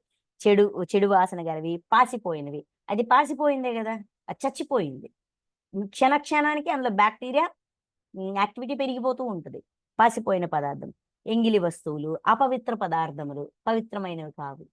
అంటే మనలోన ఉన్న పవిత్రతని, మనలో ఉన్న దివ్యత్వాన్ని నాశనం చేసేవి. హింసాపూరితమైనవి. ఇంకా సింపుల్గా ఒక్క పదంలో చెప్పాలంటే హింసాపూరితమైన పదార్థములు. ఇవి తామస స్వభావం గలవారికి ఇష్టమైనవి, నచ్చుతాయి. మనం ఈ శ్రద్ధతో, నాకు తెలిసి నేను ఈ శ్రద్ధతోనే పుట్టా. తామస శ్రద్ధ, ఆహారంలో తామసం అంటే ఈ పాచిపోయిన, ఈ దుర్గంధపు ఇష్టమైన ఈ ఫుడ్సే ఇష్టం. జన్మ తీసుకున్నప్పటికీ ఇష్టం, ధ్యానంలోకి వచ్చేంత వరకు ఇష్టం. ధ్యానంలోకి వచ్చిన తర్వాత ఇది హింసాపూరితమైనది, ఒక ప్రాణి యొక్క ప్రాణం తీయడానికి ఎవరికి ఏ రైటు లేదు, చచ్చిపోయిన దాన్ని తింటున్నారు అని చెప్పాక శ్రద్ధని మార్చా. ఇంకొద్దు చాలు, ఇంతవరకు తిన్నది చాలు. నీ ఇష్టమే కాదనట్లా, నా ఇష్టం నేను మార్చుకుంటా. అలా మార్చుకున్నాను. ఆ శ్రద్ధని తెలుసుకొని తామస శ్రద్ధ నుంచి సాత్వికమో రాజసమో, తామసం అయితే కాదబ్బా, ఇప్పుడు ఈ రెండిట్లో ఏదో ఒక శ్రద్ధకు వచ్చా, షిఫ్ట్ అయ్యా. ఇప్పుడు ఎందుకు ఇవన్నీ చెప్తున్నారు? ఇలా ఉన్నారా తెలుసుకోండి, మిమ్మల్ని మీరు చెక్ చేసుకోండి, తెలుసుకోండి. కావాలంటే కంటిన్యూ చేయండి, లేదంటే మార్చుకోండి. అందుకు ఇచ్చారు. నెక్స్ట్, శాస్త్రోక్తమైనదియు ఈ యజ్ఞము నాకు కర్తవ్యము అని మనస్సున దృఢముగా నిశ్చయించుకొనబడినదియు, ప్రతిఫలాపేక్ష లేకుండా చేయబడినదియు అయిన యజ్ఞము సాత్విక యజ్ఞము అనబడును. ఇప్పుడు యజ్ఞాల గురించి, ఆహారాల గురించి చెప్పారు కదా. ఇప్పుడు 11, 12, 13 ఈ 3 శ్లోకాల్లో యజ్ఞాలు. సాత్విక యజ్ఞము, రాజస యజ్ఞము, తామస యజ్ఞం. ఇక్కడ యజ్ఞము అంటే ఆ రోజుల్లో, ఈ జ్ఞానం అందించిన రోజుల్లో కట్టెపుల్లలు వేసి ఇలాగా పురోహితుల్ని పిలిచి వేద మంత్రాలు చెప్పే వాళ్ళని పిలిపించి చేసే యజ్ఞాల్ని యజ్ఞాలు. ఇప్పుడు యజ్ఞాలు అంటే సాధన, మనం చేసే సాధనలు. ఎందుకంటే అంతకుముందు అధ్యాయంలోన ఇవన్నీ యజ్ఞాలే, యజ్ఞాలన్నీ గొప్పవే అని ఒక అధ్యాయంలో కర్మయోగం కానీ జ్ఞానకర్మ సన్యాస యోగంలో కానీ చెప్తారు. ఒక దగ్గర ఒక 27 యజ్ఞాలు లిస్ట్ ఇస్తారు. లిస్ట్ ఇచ్చి ఈ యజ్ఞాలన్నీ గొప్పవే అని చెప్తారు. యోగా గురించి, ప్రాణాయామం గురించి, తర్వాత ఏంటిది మనోరూప యజ్ఞం గురించి, ఇంద్రియ సంయమ యజ్ఞం గురించి, ఇలాగ అన్ని యజ్ఞాలనే అంటారు. రైట్. సో ఇప్పుడు ఆ యజ్ఞాన్ని ఇక్కడ మనం అనుకుందాం. అంటే చేసే సాధనా విధానాలు. మంది శ్వాస మీద ధ్యాస అనే ధ్యానము, కొంతమంది యోగా చేస్తారు, కొంతమంది ఈ కుంభకరేచిక ఈ ప్రక్రియలు చేస్తారు, కొంతమంది ఓంకారాన్ని ఉచ్చరిస్తూ ధ్యానం చేస్తారు. ఇలాగ ప్రతి సాధన కూడా గొప్పదే. ఒకటి తక్కువ ఒకటి ఎక్కువ అని భగవంతుడు చెప్పలా. సో ప్రతి యజ్ఞము గొప్పదే. అయితే ఈ యజ్ఞాలు చేసేటప్పుడు మన భావనని బట్టి మనం చేసే యజ్ఞము సాత్విక యజ్ఞమా, రాజస యజ్ఞమా, తామస యజ్ఞమా మనం చెక్ చేసుకోవాలి. యజ్ఞం చేయడం చేస్తున్నాం. అంటే సాధన ఏదో ఒక సాధనలో ఉన్నాం. లేమని కాదు. సాధన వెనక మన ఉద్దేశం, మన భావన ఏంటో దాన్ని బట్టి మనం ఏ యజ్ఞం, ఇటువంటి సాధన, మన సాధన ఇటువంటిది, ఎటువంటి గుణముతో కూడి ఉన్నది చెప్తున్నారు. చూడండి, శాస్త్రోక్తమైనది, ధర్మబద్ధమైనది. First point. ఈ యజ్ఞము నాకు కర్తవ్యము అని మనసున దృఢంగా నిశ్చయించుకొనబడినది. ఈ యజ్ఞము నాకు కర్తవ్యము, నేను ఈ సాధన చెయ్యాలి, ఇది నా కర్తవ్యము, నా ఆత్మ యొక్క ఎదుగుదల కోసం, నా ఎదుగుదల కోసం, నా ఆధ్యాత్మిక ఎదుగుదల కోసం, నా స్పిరిచువాలిటీ, నన్ను నేను తెలుసుకోవడానికి, నన్ను నేను ఉద్ధరించుకోవడానికి నేను ఈ సాధన చేసి తీరాలి అని మనసులో దృఢంగా నిశ్చయించుకున్నది. ప్రతిఫలాపేక్ష లేకుండా చేయబడినది. ప్రతిఫలాన్ని ఆశించకుండా, ఈరోజు నేను ఈ ధ్యానం చేస్తున్నాను, నాకు ఈ సిద్ధి రావాలి, నాకు అది రావాలా, నాకు ఇది రావాలా, నేను అదైపోవాలా, ఇదైపోవాలా అనే ఫలితాన్ని ఆశించకుండా చేసే ఆయన యజ్ఞము సాత్విక యజ్ఞం. ఈ క్వాలిటీస్ మన సాధనలో ఈ 3 క్వాలిటీస్ ఉన్నాయా? మనది సాత్విక సాధన, రైట్?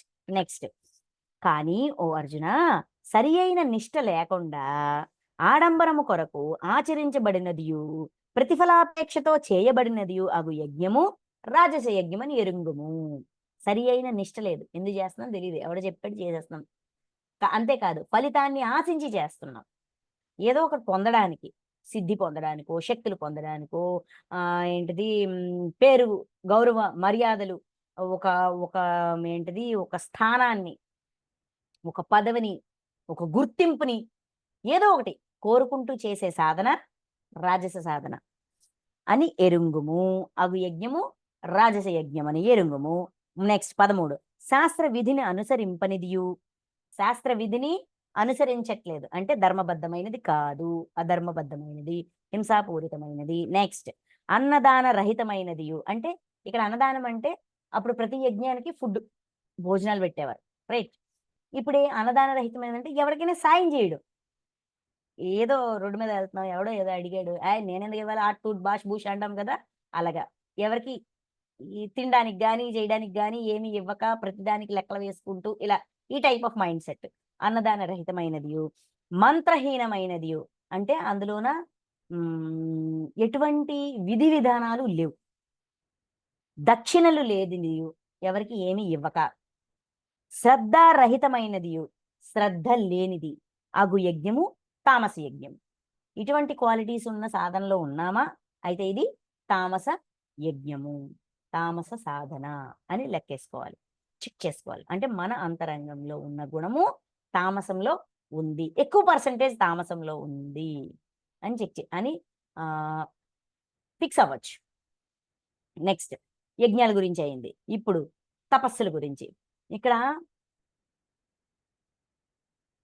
శాస్త్ర విధి, అన్నదాన రహితం ఏంటి, మన ప్రవర్తన, మనం ఏదైనా చేసేటప్పుడు మనకి ఇది చెయ్యాలనిపించదు, ఇది చెయ్యాలనిపిస్తుంది, దాన్ని బట్టి మనం చెక్ చేసుకోవచ్చు. అందుకు మనకి ఇది అందించారు, రైట్? అంతే తప్ప ఎవరిని తప్పు పట్టట్లేదు. మళ్ళీ మళ్ళీ చెప్తున్నా, ఎవరిని తప్పు పట్టట్లేదు. 14వ శ్లోకం నుంచి 19వ శ్లోకం వరకు తపస్సుల గురించి చెప్తారు. తపస్సులు ముందు ఎలాంటి తపస్సులు ఉన్నాయో చెప్తారు 3 శ్లోకాల్లో. తర్వాత ఈ తపస్సులు సాత్విక తపస్సుల, రాజస తపస్సుల, తామస తపస్సుల అని క్లారిటీ ఇస్తారు. తపస్సు అంటే ఏంటి? తపన, తపింపజేసేది, ఒక తపనతో మనం చేసేది. ఇప్పుడు మనము ఏది ఏమైనా సరే ఏదో తెలుసుకోవాలి, ఏదో నేర్చుకోవాలి అని చెప్పి ఒక గ్రూప్లో జాయిన్ అవుతాము, ధ్యానం చేస్తాము, తర్వాత క్లాసెస్ వింటాము, ఆడియోలు వింటుంటాము, వీడియోలు వింటుంటాము. ఇలాగ ఏదో ఒక తపన, ఏదో నేర్చుకోవాలి, ఏదో అవ్వాలి, ఒక జ్ఞానవంతులం అవ్వాలి, లేదంటే ఇప్పుడున్న స్థితి కంటే ఉన్నతమైన స్థితికి వెళ్ళాలి, కనీసం ఒక అడుగు ముందుకు వెళ్ళాలి, ఇలాగా ఒక తపన ఉంటది. ఆ తపనతో మనం చేసే పని తపస్సు. ఓకే, తపనతో చేసేది తపస్సు. అది ధ్యానం కావచ్చు, లెర్నింగ్ కావచ్చు, క్లాసెస్ కావచ్చు, వంట కావచ్చు, ఏదైనా కావచ్చు, ఒక తపనతో చేసేది తపస్సు. అయితే తపస్సుల్లో కూడా 3 రకాల తపస్సులు చెప్పారు. మానసిక తపస్సు, వాక్కుతో తపస్సు, శరీరంతో, కాయంతో తపస్సు. 3 రకాల తపస్సుల గురించి ముందు ఎక్స్ప్లెయిన్ చేస్తారు. తర్వాత ఈ 3 రకాల తపస్సులు ఏ ఉద్దేశంతో చేస్తున్నాము, దాన్ని బట్టి ఆ తపస్సులు సాత్వికమా రాజసమా తామసమా చెప్తారు. రైట్. 14th, దేవతలను బ్రాహ్మణులను గురుజనులను జ్ఞానులను సేవించుట. దేవతలను బ్రాహ్మణులను గురుజనులను జ్ఞానులను సేవించుట. పవిత్రత అంటే శౌచము, నిరాడంబరత్వము, బ్రహ్మచర్యము, అహింస అనునవి శారీరక తపస్సులు. ఇవన్నీ శరీరంతో చేసే తపస్సులు. ఏంటంట, మనకంట పెద్దవాళ్ళని, మనం సీనియర్స్ గా భావించే వాళ్ళని దేవతలు, బ్రాహ్మణులు, గురువులు, జ్ఞానులు వీళ్ళందరినీ సేవించడం. వీళ్ళందరికీ సేవ చేసే అవకాశం వచ్చినప్పుడు ఆ అవకాశాన్ని వినియోగించుకొని వాళ్ళకి సేవ చేయగలగడం, వాళ్ళ కోసం వర్క్ చేయగలం. అంటే మన శరీర యొక్క సమర్థతతో, మన శక్తి సామర్థ్యాలతో సేవ చేయగలగడము. పవిత్రత అంటే ఈ శరీరాన్ని పవిత్రంగా ఉంచుకోవడం, అంటే నీట్గా, శౌచము అన్నారు ఇక్కడ. శౌచం అంటే నీట్గా క్లీన్గా ఉంచుకోవడము. నిరాడంబరత్వము, ఆడంబరాలకు పోకుండా నిరాడంబరంగా ఎంతలో అంత ఉండగలగడము, ఉంచుకోగలగడము. బ్రహ్మచర్యము, బ్రహ్మచర్యం అంటే అందరూ అనుకునేది కాదు. బ్రహ్మచర్యం అంటే బ్రహ్మాండంలో ఉన్న జ్ఞానాన్ని తెలుసుకోవడానికి ప్రయత్నించడం, లెర్నింగ్. సింపుల్ గా చెప్పాలంటే లెర్నింగ్. ఓకే. అహింస, హింస లేకుండా శరీరంతో హింస చెయ్యకుండా ఉండడం, శరీరాన్ని హింసించకుండా ఉండడం, శరీరంతో హింస చెయ్యకుండా ఉండడం. ఇవన్నీ కూడా శారీరక తపస్సులు, శరీరంతో చేసే తపస్సులు. రైట్. నెక్స్ట్ 15వ శ్లోకం. ఉద్వేగము కలిగింపనిదియు, ప్రియమైనదియు, హితమును గూర్చునదియు, యథార్థమైనదియు అగు భాషణము. అట్లే వేద శాస్త్ర పఠనము, పరమేశ్వరుని నామ జప సాధన మొదలగునవన్నీయు వాక్కునకు సంబంధించిన తపస్సులు. మాట, మన మాటతో కూడా తపస్సు చేస్తాం. అయితే ఎలాంటి తపస్సు చేయాలంట? వాక్కుతో. ఉద్వేగము కలిగింపనిది. మన మాట తీరు ఎదుటి వాళ్ళు ఉద్వేగాన్ని అంటే రెచ్చగొట్టే విధంగా మాట్లాడకూడదు. వాళ్ళ ఎమోషన్స్ ఇంబ్యాలెన్స్ అయ్యే విధంగా, వాళ్ళ భావోద్వేగాలు అసమతుల్యంగా అయ్యేటట్టుగా, అంటే మనోభావాలు దెబ్బతినకుండా మాట్లాడాలి. మనోభావాల్ని దెబ్బతీసే విధంగా మాట్లాడకూడదు. ఉద్వేగము కలిగింపనిదియు, ప్రియమైనది, ప్రియంగా ఉండాలి. అధరం మధురం వచనం మధురం, మధురంగా ఉండాలి వాక్కు. హితమును గూర్చినదియు, శ్రేయస్సు, మనకి గాని ఎదుటి వాళ్ళకి గాని వాళ్ళ హితం, వాళ్ళకి శ్రేయస్సు, వాళ్ళకి మంచి చేకూర్చేది. యథార్థమైనది, అది యథార్థంగా ఉండాలి. అంటే నిజమా అవసరమా ఉపయోగం అనే ఫిల్టర్లు దాటి వచ్చిన మాట యథార్థమైనది. యథార్థం అంటే నిజం కాదండోయ్.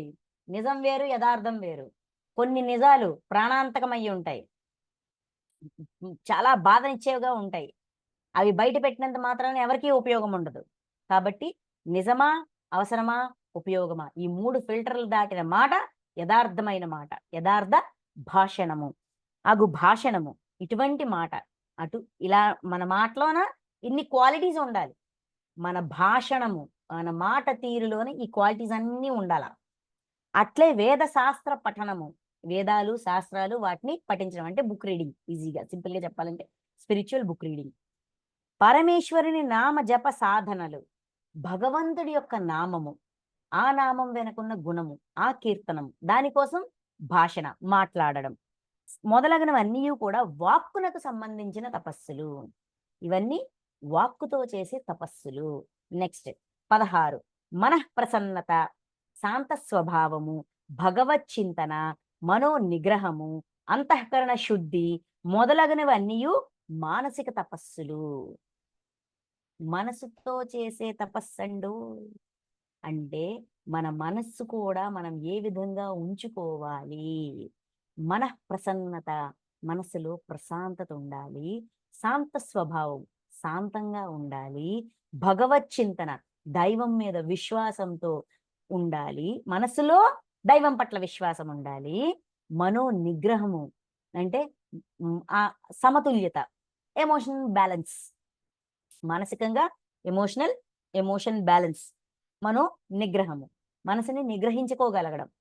మనసులోనూ కూడా కోరికలు కలుగుతాయి, అటు వెళ్దాం ఇటు వెళ్దాం, అది కావాలి ఇది కావాలి అంటది. ఓకే బాబా, ఓకే ఓకే, ఇద్దాం ఇద్దాం ఇద్దాం, మనకు అవసరమైతే మనం పొందుదాం, ఏం పర్వాలే, మనకు సమర్థత ఉంది, తెలుసుకోవచ్చు, అని చేసుకోవచ్చు. బట్ అవసరమా కాదా ఒక్కసారి చెక్ చేసుకుందాం అని మనసుని నిగ్రహించుకోగలగడం. అంతఃకరణ శుద్ధి, అంతరంగంలో సద్గుణాలు మాత్రమే ఉండేటట్టుగా చూసుకోవడం. మొదలగునవన్నీ కూడా మానసిక తపస్సులు, మనస్సుతో చేసే మన మనసులో ఈ క్వాలిటీస్ అన్నీ ఉండాలి. అది మానసిక తపస్సు. మనసిక తపస్సు అయిందా? శారీరక తపస్సు, వాక్కుతో చేసే తపస్సు, మానసిక తపస్సులు, 3 రకాల తపస్సులు. ఓకే, ఈ 3 రకాల తపస్సులు ఏ ఉద్దేశంతో చేస్తున్నాము దాన్ని బట్టి అది సాత్విక తపస్సా, రాజస తపస్సా, తామస తపస్సా. 17వ శ్లోకం.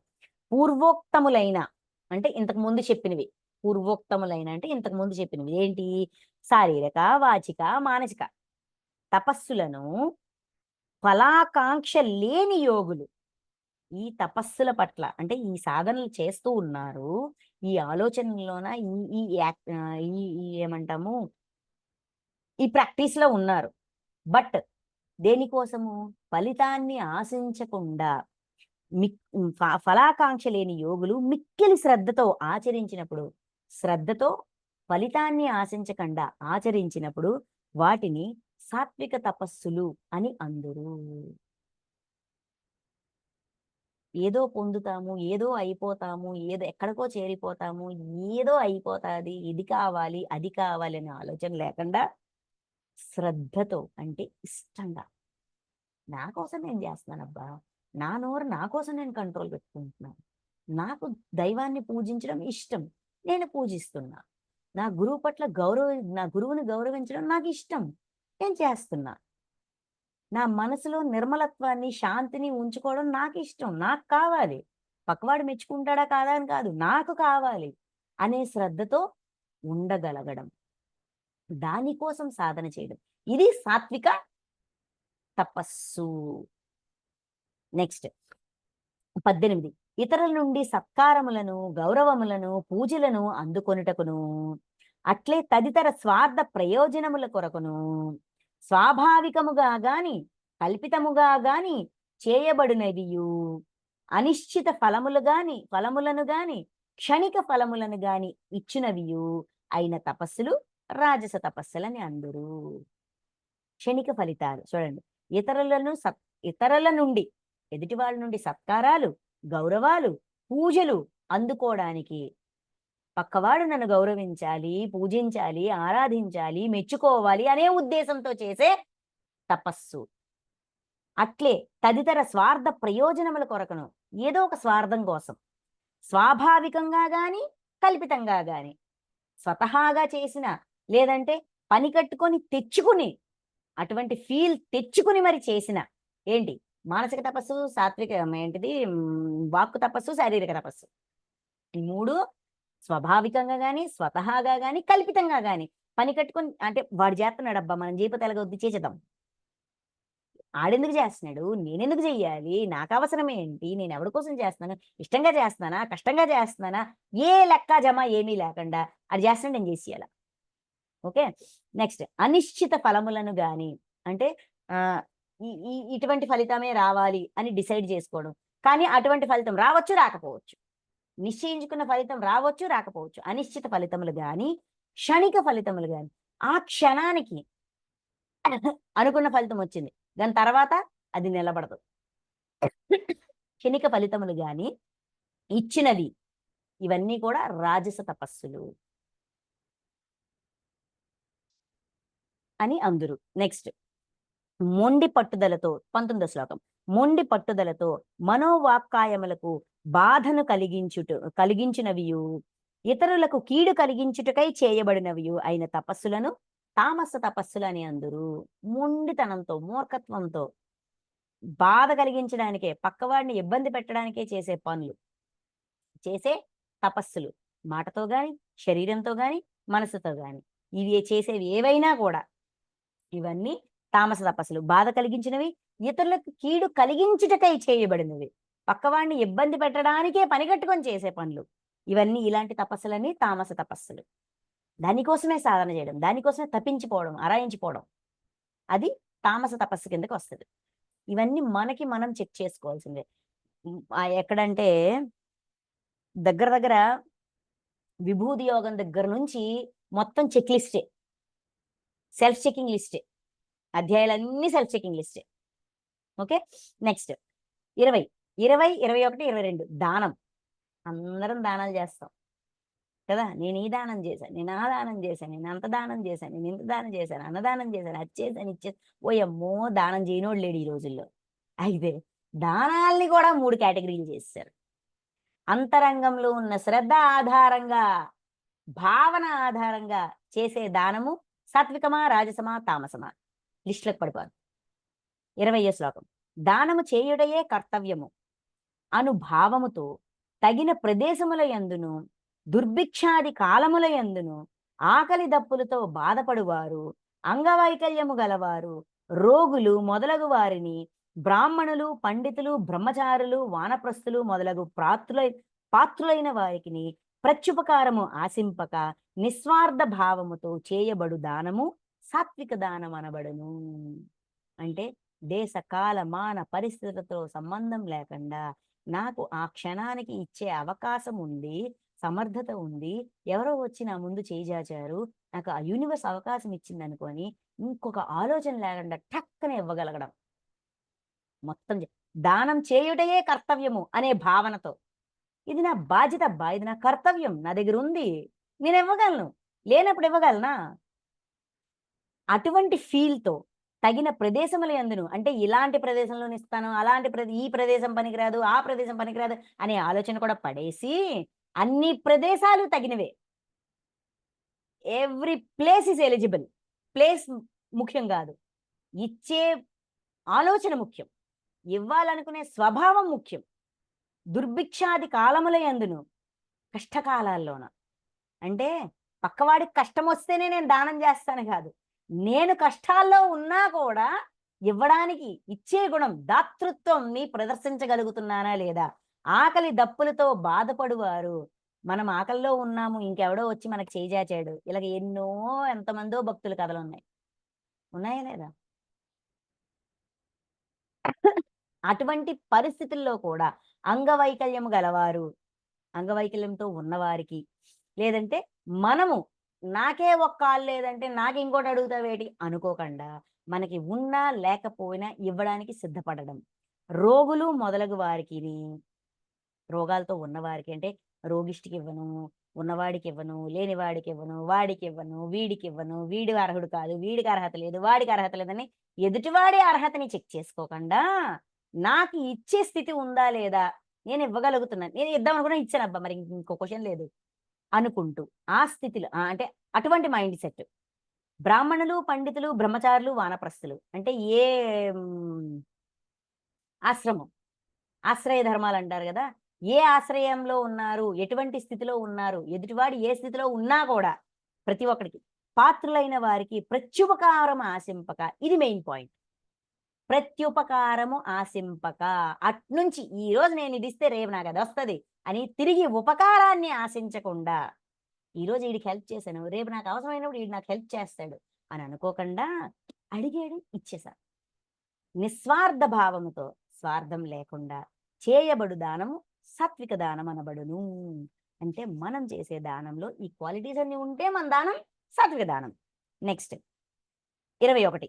కానీ ప్రత్యుపకారం ఆశించి గాని, ప్రతిఫలాపేక్షతో గాని, వివిధములకు ఒత్తిడులకు లోనై గాని బాధపడుచు విధి లేక ఇచ్చు దానము రాజస దానము. ఇంకో ఆప్షన్ లేదయ్యా, సచ్చినట్టు ఇచ్చి తీరాలి, నాకు కుదరదు, ఇవ్వాల్సిందే అని ఇష్టం లేకుండా ఫలితాన్ని ఆశిస్తూ ప్రత్యుపకారాన్ని తిరిగి హెల్ప్ చెయ్యాలి అనే కండిషన్తో ఇచ్చే దానము రాజస దానము. ఇలాగా ఇటువంటి దానాలు ఇచ్చే వాళ్ళు చాలా మంది ఉన్నారు. మహాభారతం నుంచి ఎగ్జాంపుల్ తీస్తే దుర్యోధనుడు. ఇప్పుడు ఈరోజు కర్ణుడికి నేను పదవి ఇచ్చానంటే రేపు పొద్దున్న వాడి సమర్థత అంతా నా కోసమే వినియోగిస్తాడు. ఏంటిది అంగరాజు అనే పోస్ట్ ఎందుకు ఇచ్చారు? ఆయన జాతి పేరు పెట్టి ఆయన్ని హ్యూమిలియేట్ చేస్తుంటారు. ఆయన ఈగోని సమాజం హట్ చేస్తుంది. ఆ ఈగోని ఈయన సాటిస్ఫై చేస్తాడు. ఎందుకు? వాడి జీవితాంతం దాసోహం అయి ఉంటారు. ఫలితాన్ని ఆశించి, ప్రత్యుపకారాన్ని ఆశించి, విధి లేక చేసే దానము రాజస దానం. నెక్స్ట్ 22 సద్భావము లేకుండా, సద్భావం మంచి భావనే లేదు, దానము పుచ్చుకుని వారి యెడల గౌరవ మర్యాదలకు చూపించక, కొన్నిసార్లు రోడ్డు మీద ఎవరైనా అడిగితే మనం కసిరేస్తుంటాం, అరుస్తుంటాం, ఏ బుద్ధి లేదా, పని చేసుకోలేవా, ఆ టూట్ అని. ఎదుటి వ్యక్తి మీద గౌరవం ఉంటుందా మనకి ఇచ్చేటప్పుడు?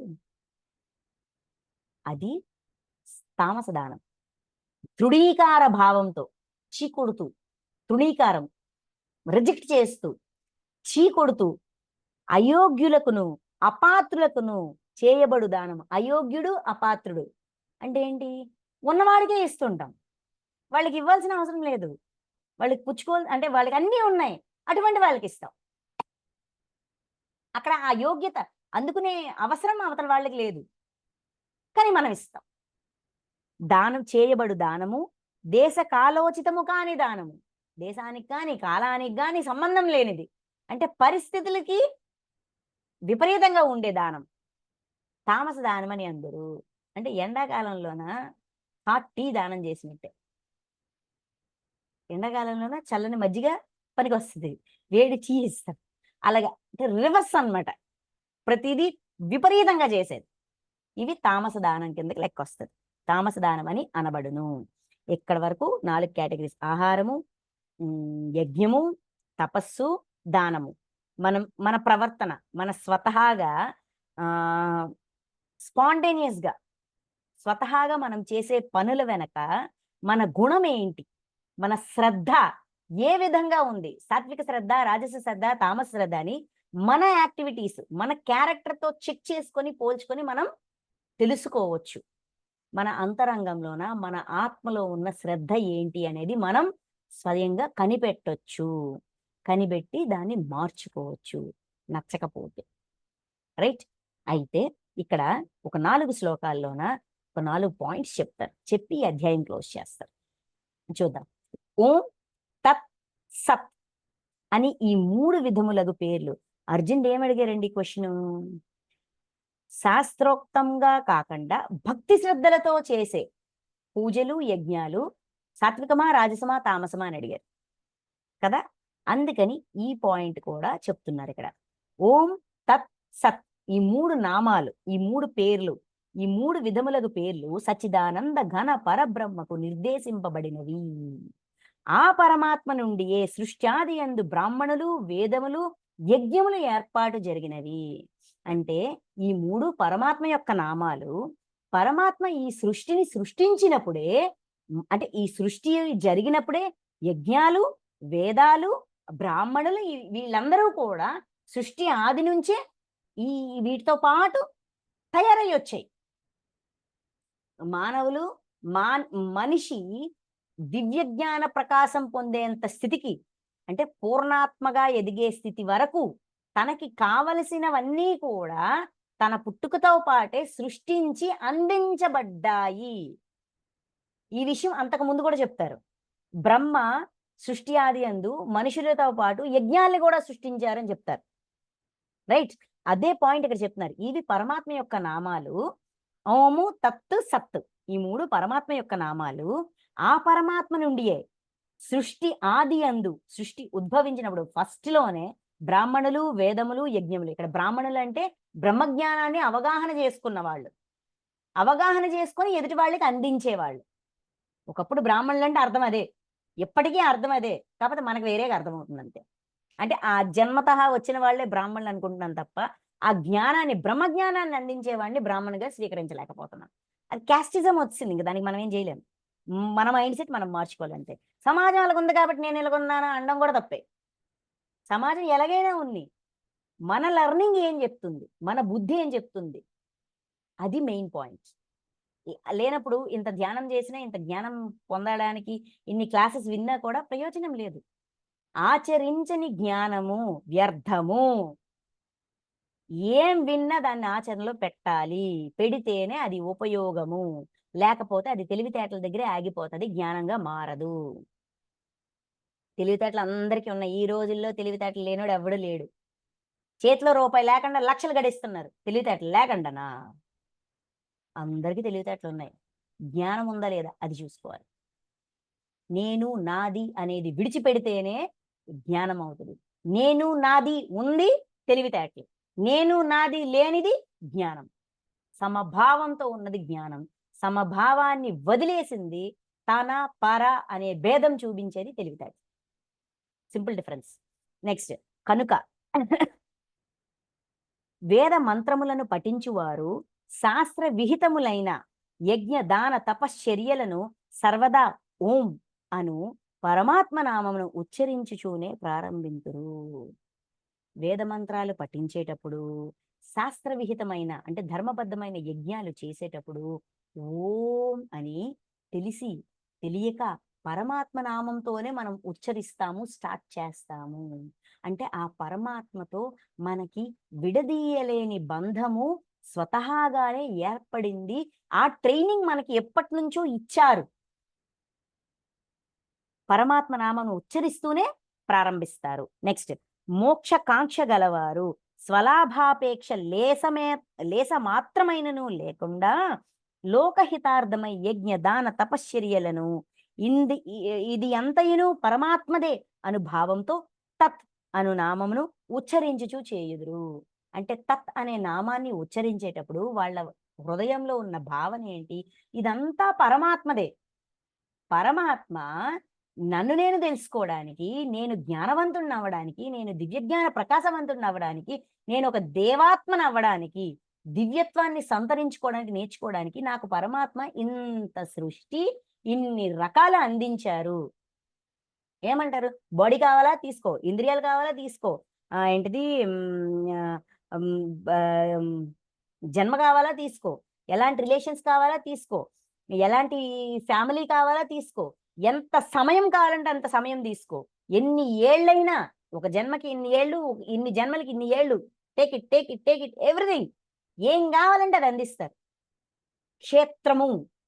క్షేత్రంలో ఉన్నవన్నీ బుద్ధి, అహంకారం ఇవన్నీ కూడా అందిస్తారు కదా. అన్నీ అందిస్తారు. మోక్షం ఇవ్వయ్యా అంటే నువ్వు సంపాదించాడు. ఇవన్నీ ఎందుకు ఇచ్చాను? నువ్వు సంపాదించుకో. అది నేను ఇవ్వలేను, ఎవరికాడు సంపాదించాల్సిందే. ఆయన ఇవ్వగలిగినవన్నీ ఆయన ఇస్తూ దానికి ఆ మోక్షాన్ని సంపాదించడానికి కావలసిన మార్గదర్శకత్వం కూడా ఇస్తూ ఉంటారు. తత్ అనే నామాన్ని ఉచ్చరించేటప్పుడు వాళ్ళ భావన ఏంటయ్యా అంటే యజ్ఞ దాన తపశ్చర్యలను, యజ్ఞం చెయ్యు, దానం చెయ్యు, తపస్సు చెయ్యు, ఏం చెయ్యు, తత్ ఓం తత్ సత్ అనే ఈ 3 పదాలు వాడతాం. అంటే ఇదంతా పరమాత్మదే, ఇది అంతయు పరమాత్మదే అనే భావనతో తత్ అనే పదం. అంటే తత్ అనే పదం విన్నప్పుడు మన ఎరుకలోకి ఏం రావాలంటే నేనేదో చేసేస్తున్నాను, నాదేదో ఇచ్చేస్తున్నాను కాదు, ఇది పరమాత్మది. పరమాత్మ ఇంకోళ్ళకి ఇమ్మన్నారు, నన్ను మధ్యవర్తిగా ఉంచారు, నా పని నేను చేస్తాను. అంత సింప్లిసిటీ ఉన్నప్పుడు నేను నాది దాటగలం, అండ్ దాటడం చాలా ఈజీ అవుతుంది. ఇంకా ఓ పార్థ, సత్ అను పరమాత్మ నామము సత్య భావమునందును శ్రేష్ఠ భావమునందును అనగా పరమాత్ముడు నిత్యుడు శ్రేష్ఠుడు అను భావమునందును ప్రయోగింపబడుచుండును. ఉత్తమ కర్మాచరణమునందు సత్ అను శబ్దము ప్రయుక్తమగుచుండును. సత్ అంటే ఈ సృష్టి యావత్తు శాశ్వతమైనది, పరమాత్మ శాశ్వతమైన వాళ్ళు, శ్రేష్టమైన వాళ్ళు. ఆ స్థితికి నేను ఎదగాలి, అందుకు నాకు ఇంత అన్కండిషనల్ గా ఏమడిగితే అది అందించబడింది, మార్గదర్శకత్వంతో సహా. తప్పు చేస్తే సహిస్తున్నారు, హింస పెడితే సహిస్తున్నారు, భరిస్తున్నారు. ఏ రోజుకైనా సరే వీడు తెలుసుకుంటాడు, నేర్చుకుంటాడు అని అంగీకరిస్తున్నారు. ద్రష్టగా ఉండి గమనిస్తూ ఎప్పుడు ఏ సిచ్యువేషన్లో ఏం కోరుకుంటే అది అందిస్తూ ఇంతగా నన్ను గైడ్ చేస్తున్నారు అనే భావన, అనే ఎరుకతో సత్ అనే పదాన్ని వినియోగిస్తారు. ఇది పరమాత్మ తత్వానికి ఈ 3 పదాలు పరమాత్మ తత్వాన్ని మనకి నిరంతరం గుర్తు చేసే పదాలు. మన అవేర్నెస్ లో మనం ఉండడానికి, దైవం యొక్క అవేర్నెస్ అంటే దైవం పట్ల విశ్వాసం పెంచుకోవడానికి, ఆ విశ్వాసంతో మనల్ని మనం ఉద్ధరించుకోవడానికి ఈ 3 నామాలు ఓం తత్ సత్ అనే పదాలు ఉపయోగపడతాయి అని చెప్తూ యజ్ఞదాన 27 శ్లోకం. యజ్ఞదాన తప క్రియల యందలి నిష్ఠ ఆస్తిక భావము సత్ అని అందరూ పరమాత్మను ఉద్దేశించి చేయబడు నిశ్చయాత్మక కర్మలయందు కూడా సత్ అని అందరూ. అంటే ఎదుటివాడు పరమాత్మ స్వరూపమే, అందరూ దైవ స్వరూపాలే, అందరూ దైవంగా మారడానికి వచ్చిన వాళ్ళే. నా ప్రయాణంలో నేనున్నాను, వాడి ప్రయాణంలో వాడున్నాడు, పరస్పరం ఒకరికొకరు సహాయ సహకారాలు చేసుకుంటూ కలిసి ఎదగొచ్చు అనే భావనతో చేసేది కూడా సత్. నెక్స్ట్ యజ్ఞదాన తపశ్చర్యల యందు నిష్ఠ ఆస్తిక భావము. ఏ పని చేసినా కూడా అందులో నిష్ఠ, శ్రద్ధ, చెయ్యాలనే ఇంట్రెస్ట్తో, ఇష్టంతో చేసేది కూడా సత్ అని అందరూ. ఆ భావన కూడా సత్తే అని చెప్తూ, ఓ అర్జున, శ్రద్ధ అంటే విశ్వాసము లేకుండా చేయబడు హోమము, ఇయ్యబడు దానము, ఆచరింపబడు తపస్సు, ఇంకనూ జరుపబడు ఇతర శుభకర్మలన్నీను అసత్ అని చెప్పబడును. దాని వలన జీవించి ఉండగా గాని మరణించిన పిదప గాని ఎట్టి ప్రయోజనము కలగదు. శ్రద్ధ లేకుండా అంటే ఇష్టం లేకుండా బలవంతంగా బలవర్ధకంగా చేసే ఏ పని కూడా ఆ సత్ అని అనబడును. అసత్ వల్ల అంటే ఆ ఇష్టం లేకుండా బలవంతంగా ఎవరి కోసమో దేనికోసమో ఈ పోటీతత్వంతోనో కంపారిజన్తోనో అసూయతోనో అహంకారంతోనో చేసే ఏ పని, దానము, తపస్సు, ఏంటిది హోమము, ఏది కూడా ఏ ఫలితాన్ని ఇవ్వదు. జీవించి ఉండగా గాని మరణించిన తర్వాత గాని ఎట్టి ప్రయోజనము లేదు, ఏ లాభము పొందలేము. కాబట్టి సత్ గా చెయ్యాలి, అసత్ గా చెయ్యకూడదు. చేసే ఏ పనైనా సరే దైవం పట్ల విశ్వాసంతో శ్రద్ధతో చెయ్యాలి అని ఈ ఓం తత్ సత్ అనే 3 పదాల యొక్క వివరణ ఇచ్చి ఈ అధ్యాయాన్ని శ్రద్ధాత్రయ విభాగ యోగాన్ని క్లోజ్ చేస్తున్నారు. ముందంతా ఏం చెప్పారు? సాత్విక శ్రద్ధ, తామస శ్రద్ధ, రాజస శ్రద్ధ, ఆహారానికి సంబంధించి, తపస్సుకు సంబంధించి, దానానికి సంబంధించి, యజ్ఞానికి సంబంధించి ఎక్స్ప్లెయిన్ చేసి ఓం తత్ సత్ అని చెప్పి అసత్, శ్రద్ధ లేకుండా చేయబడు హోమము, ఇయ్యబడు దానము, ఆచరించబడు తపస్సు, ఇంకను జరపబడు ఇతర శుభకర్మలన్నీ కూడా అసత్. ఇష్టం లేకుండా బలవంతంగా కాదు, అర్థం చేసుకొని ఇష్టపూర్వకంగా ఒక ఇంటెన్షన్తో, ఒక సరదాతో చేస్తేనే అది ఏమైనా మనలోన ఆ జ్ఞానాన్ని, ఆ ఎన్లైటన్మెంట్ ని తీసుకురావడానికి హెల్ప్ చేస్తుంది అని చెప్తూ ఈ అధ్యాయాన్ని క్లోజ్ చేస్తాను. Thank you masters. Thank you so much.